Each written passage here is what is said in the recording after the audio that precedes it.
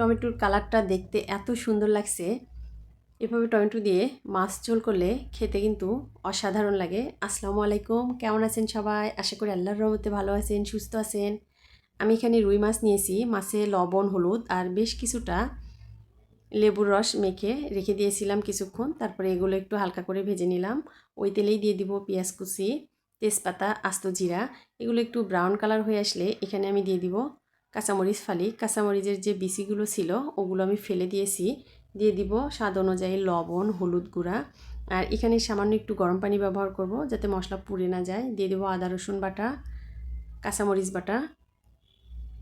মশলাগুলো আমি একটু ভালো করে কষিয়ে নিব। মশলা যত ভালো করে কষাবো এই রান্নাটা খেতে তত ভালো লাগবে।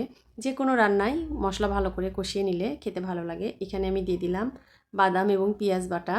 আমি এখানে চীনা বাদাম নিয়েছি। এখানে আপনারা চাইলে যে কোনো ধরনের বাদাম ব্যবহার করতে পারেন। আর পেঁয়াজটা আমি হালকা একটু ভেজে নিয়েছি। একটু কষিয়ে নিয়ে আমি দিয়ে দেবো আর একটু গরম পানি।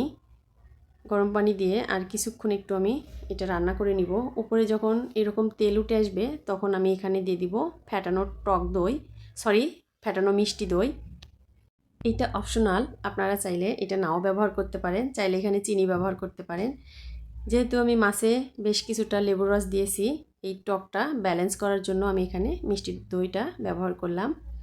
যখন উপরে ভালো করে এরকম তেল উঠে আসবে তখন আমি এখানে দিয়ে দিব ভেজে রাখা মাছগুলো দিয়ে আমি একটু মশলার সঙ্গে এপিট ওপিট করে উল্টিয়ে নিয়ে আমি এখানে দিয়ে দিব একদম ঝোলের জন্য পানি। যে পরিমাণ ঝোল রাখবো পরিমাণটা বুঝে আমি এখানে পানি দিয়ে দিব। আমার রান্নাগুলো যদি আপনাদের ভালো লাগে প্লিজ লাইক, কমেন্ট, শেয়ার করবেন। যখন ঝোলে একটু বলক উঠে আসবে তখন দিয়ে দেবো একটা পাকা টমেটোর বিচিগুলো আমি মাঝখান দিয়ে কেটে নিয়েছি টমেটো, আর বিচিগুলো ফেলে দিয়েছি। নামানোর আগে দিয়ে দিলাম জিরা গুঁড়া আর ধনিয়া পাতা কুচি। চুলাটা বন্ধ করে আমি 1 মিনিটের মতো দমে রেখে দিব। এই তো আমার রান্নাটা শেষ। সবাই ভালো থাকবেন, সুস্থ থাকবেন। রান্নাটা কেমন লেগেছে অবশ্যই কমেন্ট করে জানাবেন। আল্লাহ হাফেজ।